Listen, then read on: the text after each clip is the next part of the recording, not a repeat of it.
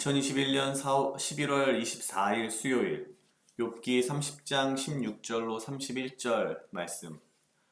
나는 이제 기력이 쇠하여서 죽을 지경에 이르렀다. 지금까지 나는 괴로운 나날들에 사로잡혀서 편하게 쉬지 못하였다.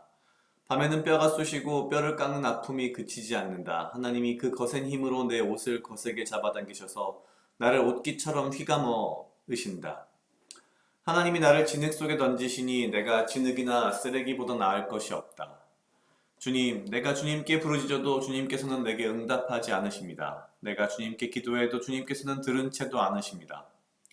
주님께서는 내게 너무 잔인하십니다. 힘이 세신 주님께서 힘이 없는 나를 핍박하십니다.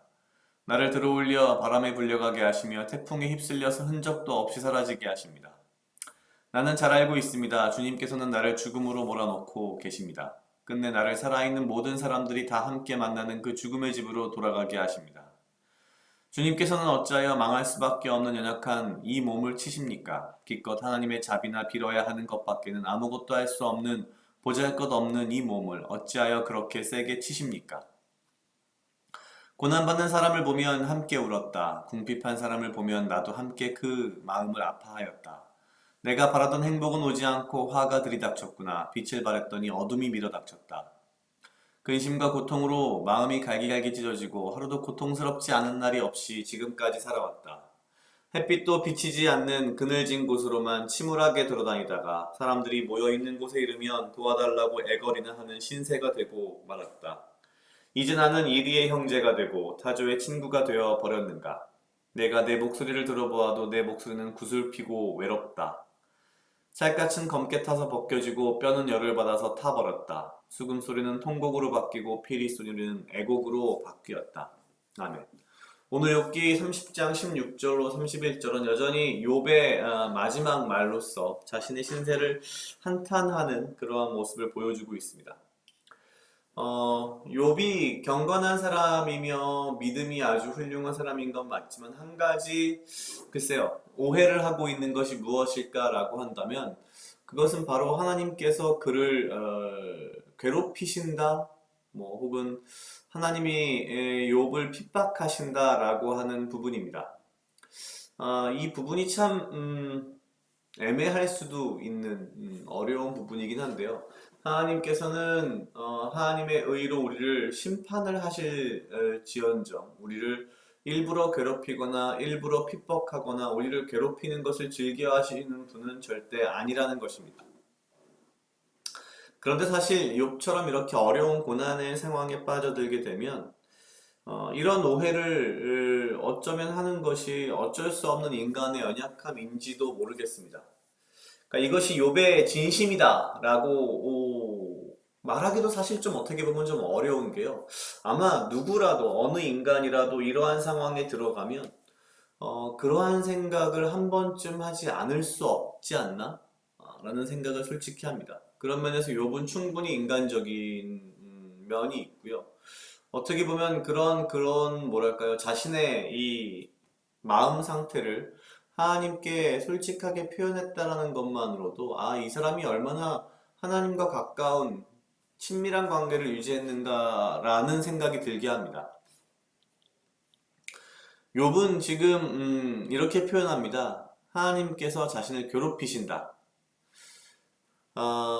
18절 하나님이 그 거센 힘으로 내 옷을 거세게 잡아당기셔서 나를 옷깃처럼 휘어 감으신다. 19절 하나님이 나를 진흙 속에 던지시니 내가 진흙이나 쓰레기보다 더 나을 것이 없다. 20절 주님 내가 주님께 부르짖어도 주님께서는 내게 응답하지 않으십니다. 내가 주님께 기도해도 주님께서는 들은 채도 않으십니다. 21절 주님께서는 내게 너무 잔인하십니다. 힘이 세신 주님께서 힘이 없는 나를 핍박하십니다. 사실 어떻게 보면 이 부분은 분명히 욥의 오해이고 잘못 알고 있는 부분일 것입니다. 하나님께서는 우리를 일부러 괴롭히거나 핍박하거나 하시지 않습니다. 그러나 이러한 고난의 상황 속에서 인간은 극도의 외로움을 느끼고 그 외로움 속에서 이러한 생각을 한 번쯤은 할 수 있지 않나라는 생각이 솔직히 드는 거죠. 그러나 그럼에도 불구하고 욥의 이러한 모습 가운데에서 욥의 마음이 이해는 되지만 우리가 보다 더 하나님을 믿고 의지하며 하나님의 은혜를 구하는 것이 정말 더욱더 필요하구나라는 생각이 더욱더 간절하게 됩니다. 또한 다른 한편으로는 이러한 욥에게 그의 세 친구들의 말은 전혀 위로가 되지 않았다는 점.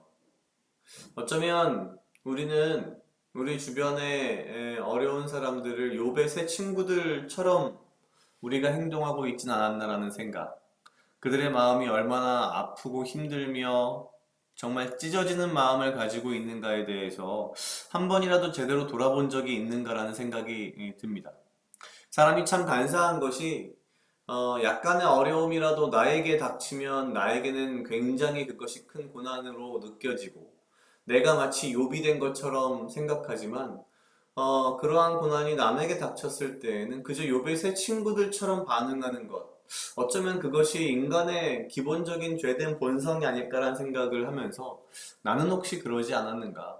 나의 작은 상처는 굉장히 크게 느끼면서 남의 상처는 별것 아닌 것처럼 그러면서 오히려 그들을 정죄하는 그런 말을 하거나 그런 생각을 하거나 그런 무언가를 내가 비춘 적은 없는가라는 그런 생각이 들면서 이 욥기를 통해서 사실 뭐 욥의 어떤 말들이나 뭐 이 욥과 친구들의 어떤 그 대화 가운데에서 어떤 뭐랄까요? 뭐 신학적인 의미를 찾는 것은 사실 좀 큰 의미는 없다라는 생각이 들면서도 전반적으로 봤을 때 이 욥기를 통해서 나 자신을 돌아보는 부분이 정말 크지 않나라는 생각이 계속 듭니다. 물론 욥기가 워낙이 문학 작품적인 성격이 강하다 보니 참 이렇게 읽으면서 묵상을 할 때마다 참 어렵구나라는 생각도 들지만 그냥 있는 그대로 욥의 삶의 모습을 나에게 투영해보고 욥의 친구들의 모습을 나에게 투영해봄으로써 내가 정말 얼마나 고난 가운데서 하나님을 찾았는가 그리고 내가 얼마나 고난 가운데 있는 사람들을 돌아보았는가에 대한 여러 가지 생각을 하게 하시는 것 같습니다. 각자 약 2분 정도 묵상하시겠습니다.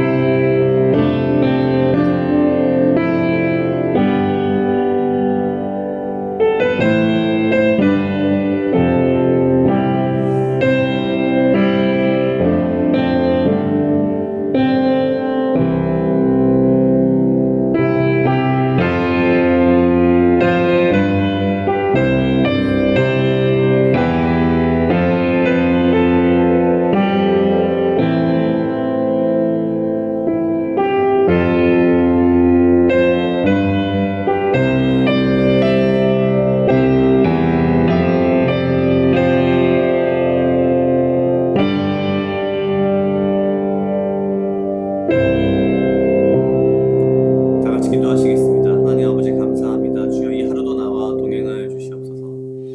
주님 나로 하여금 사랑하게 하시옵소서. 아버지여 나를 헤아려 하는 그 어떠한 무리들로부터 나를 지키고 보호하여 주시며 내가 오직 주님 주시는 지혜와 명철로 이 하루를 살아가고 나에게 필요한 건강과 육체적 강건함을 허락하여 주시옵소서. 주님 내가 언제나 그리고 고난 가운데에서도 오직 아버지를 구하며 아버지의 은혜를 찾으며 아버지의 신실하심을 기대하며 믿음 가운데 하루하루를 살아가게 하시고 내가 주변에 어려움에 빠진 형제 자매들을 볼 때에 욥의 세 친구와 같이 하지 않게 하시고 오직 그들을 내 몸과 같이 사랑하는 마음으로 그들을 사랑하며 나누며 위로하는 자가 될 수 있도록 주여 인도하여 주시옵소서. 감사합니다. 이 모든 말씀 예수님 이름으로 기도드렸습니다. 아멘.